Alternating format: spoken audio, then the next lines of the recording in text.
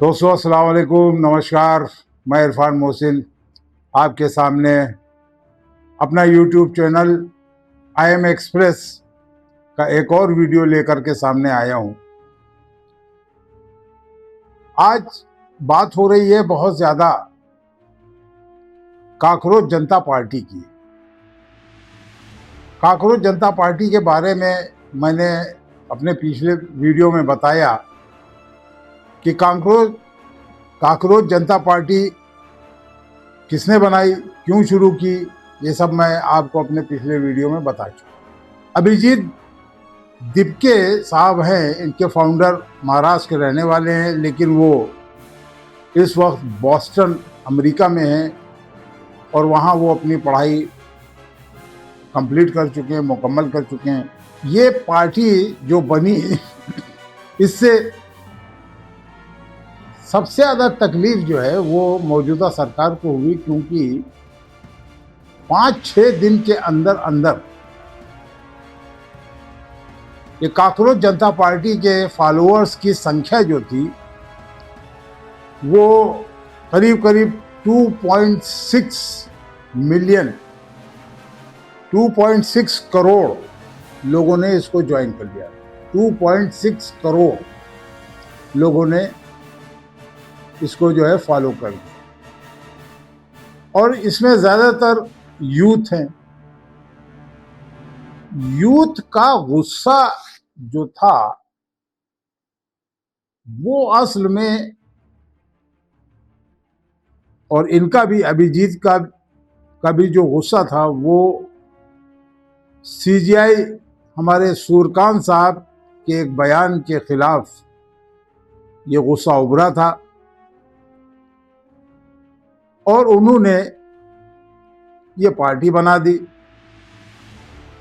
लोगों के अंदर, युवाओं में पहले ही से गुस्सा मौजूद था और ये क्लिक कर गया।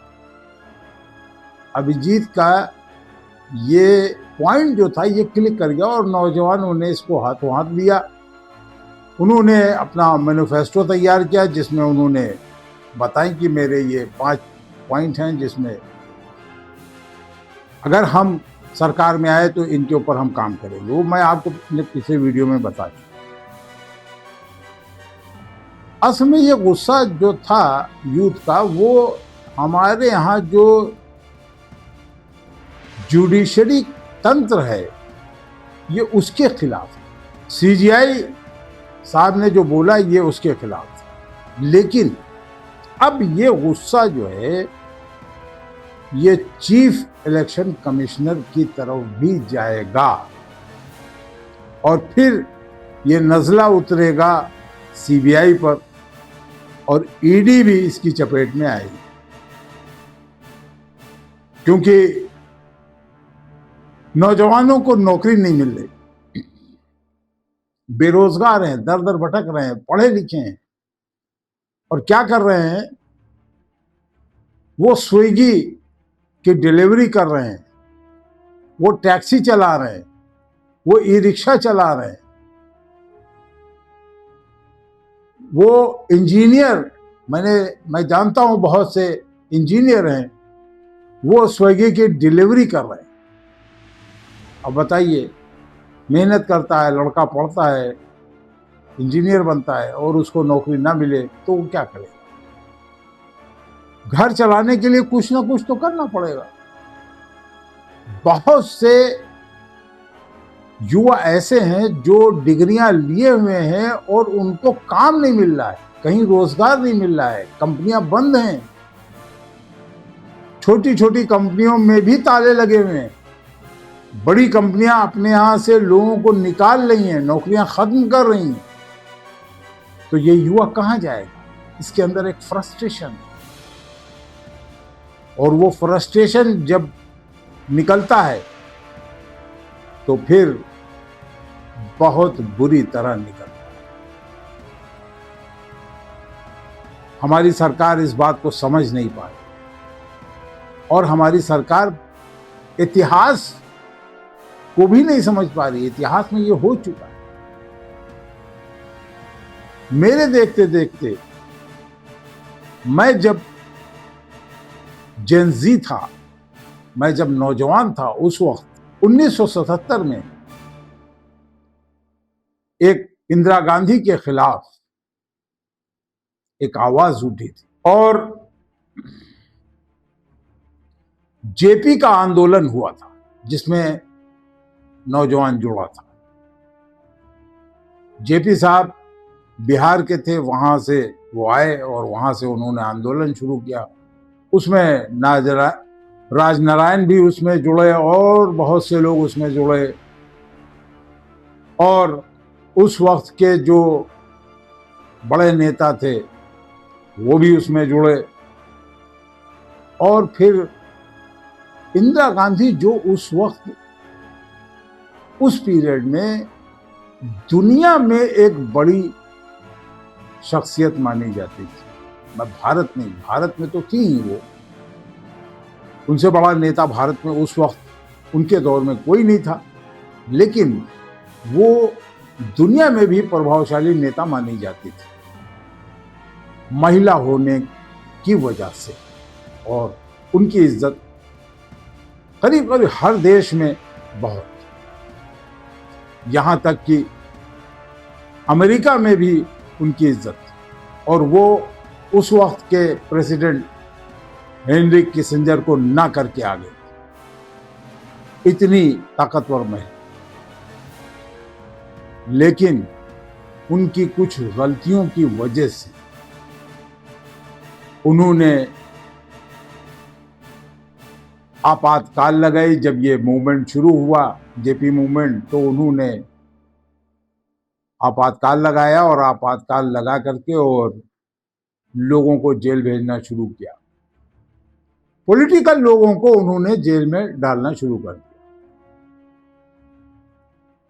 अंजाम क्या हुआ उसका, उन्होंने दबाने की कोशिश की। ये जो विद्रोह उनके खिलाफ हुआ उसको उन्होंने दबाने, मैं क्या कहना चाह रहा हूं बात को समझिए। उन्होंने विद्रोह को दबाने की कोशिश की।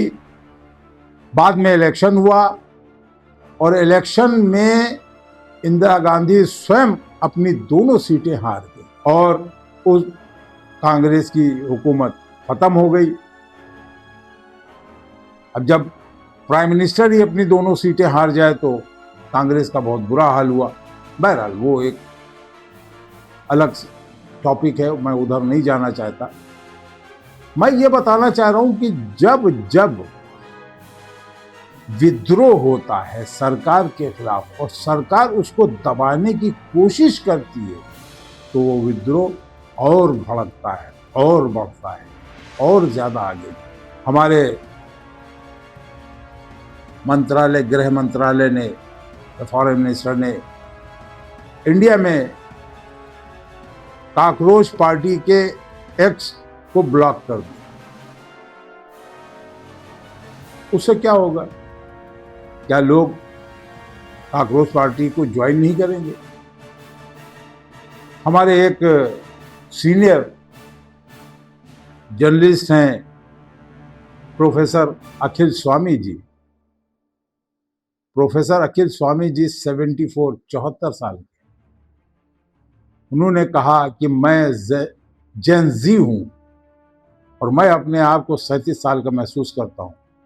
और उन्होंने कहा मैंने काकरोच जनता पार्टी ज्वाइन कर ली। जेन जी यानी जनरेशन, जो न्यू जनरेशन है, वो क्या चाहती है? वो चाहती है कि यहां पर एक ऐसी सरकार हो जो करप्शन से परे हो, जिसमें करप्शन न हो। उनका कहना है लोग सिस्टम से नाराज हैं और मोदी सरकार के खिलाफ। तो अगर ऐसे ही चलता रहा, ऐसे दबाया गया, तो एक आंदोलन और हुआ था। वो वीपी सिंह के पीरियड में हुआ था। जब वीपी सिंह प्रधानमंत्री बने तो उन्होंने एक मंडल आयोग को लेकर यूथ को मिलाकर एक आंदोलन किया था। उस वक्त भी यूथ आगे आया। दाएं बाएं वाली सारी पॉलिटिकल पार्टियां भी उस वक्त वीपी सिंह के साथ आई। उसके बाद एक आंदोलन और हुआ जिसको आप सब लोग अन्ना आंदोलन के नाम से जानते हैं। अन्ना आंदोलन जिस समय पर हुआ है 2011-12 में, उस वक्त आप पार्टी वजूद में आई और अन्ना आंदोलन जब चल रहा था उस वक्त भाजपा वाले भी ये नहीं समझ रहे थे कि हमारी सरकार 2014 में बन जाएगी। लेकिन उस अन्ना आंदोलन की वजह से भाजपा को बहुत बड़ा सपोर्ट मिला और लोग कांग्रेस के खिलाफ हुए और कांग्रेस के खिलाफ जाकर के भाजपा को उन्होंने जिताया और प्रधानमंत्री श्री नरेंद्र मोदी जी बन गए। हमारे एक बहुत सीनियर हैं अशोक अरोड़ा जी, जो अमेरिका में हैं, उन्होंने अपने एक इंटरव्यू में कहा है कि सीजीआई साहब ने जो ये बयान दिया है ये इलीगल है, अनकॉन्स्टिट्यूशनल है, इररिस्पॉन्सिबल है। 150 करोड़ लोगों को उन्होंने गाली दी। अशोक जी ने आगे ये भी बताया कि सरकार सूर्यकांत साहब जैसे लोगों को, जिन पर पहले ही से लांछन लगे हो, आगे बढ़ाती है और ऐसे पदों पर बैठाती है ताकि सरकार के खिलाफ कोई फैसला न दिया जा सके। अच्छा, ये तो अशोक अरोड़ा जी ने इंग्लैंड से बताया। अभी हमारे एक साथी हैं शीतल पी सिंह जी। शीतल पी सिंह जी ने एक चैनल पे वो दे रहे थे अपनी इंटरव्यू, उन्होंने बताया कि मैं ये नहीं समझ पा रहा था कि जेन ज़ी में इतना ज्यादा आक्रोश है और मैं ये समझ रहा था कि यूथ बैठ चुका है, यूथ खत्म हो चुका है, यूथ दब चुका है, यूथ सरकार के साथ है। लेकिन शायद मैं गलत था। मैं अपने आप को अब समझता हूं कि मैं गलत था। यूथ में एक फ्रस्ट्रेशन है, यूथ में एक गुस्सा है, मैं उसको भांप नहीं पाया। ऐसे ही और भी बहुत से पत्रकारों ने ये बात कही कि यूथ के अंदर इतना जो फ्रस्ट्रेशन है हम लोग समझ नहीं सके, हम लोग देख नहीं पाए। होता है, हम भी इंसान हैं। कोई भी पत्रकार हो, कोई भी एनालिसिस हो, वो भी इंसान है, उससे भी गलती हो सकती है। वो भी चीजों को कभी कभी समझ नहीं पाता। चलिए अब आइए,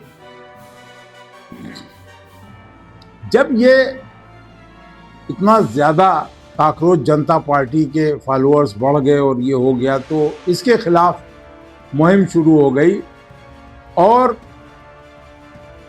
अभिजीत को जान से मारने की धमकी भी दी जाने लगी। कुछ लोग ये कहने लगे कि साहब ये फिनोमेना महंगाई से भटकाने के लिए है। कुछ लोगों का कहना है विरोधी पार्टियों को खत्म करने की कोशिश है। भाजपा के लोगों का कहना है कि इनके फॉलोअर में से, यानी अभिजीत के फॉलोअर में से 49% फॉलोअर तो पाकिस्तानी है। अरे भाई, किसी और देश के यूथ को इंडिया से क्या मतलब। उसके बाद अभिजीत का रिएक्शन आया और उन्होंने बताया कि आप गलत हैं।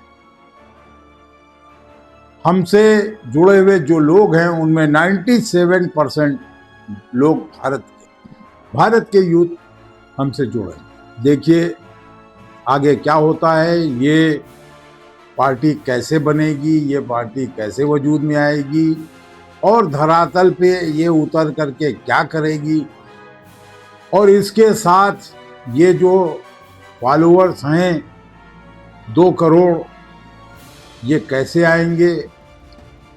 क्या वाकई में समाज में एक बहुत बड़ा परिवर्तन आने वाला है जिसकी लौ अभी दिख रही है? क्या ये वाकई में इतना बड़ा परिवर्तन आएगा? ये सब कुछ भविष्य के गर्भ में है और भविष्य कोई बता नहीं सकता क्या हो सकता है, क्या नहीं हो सकता है।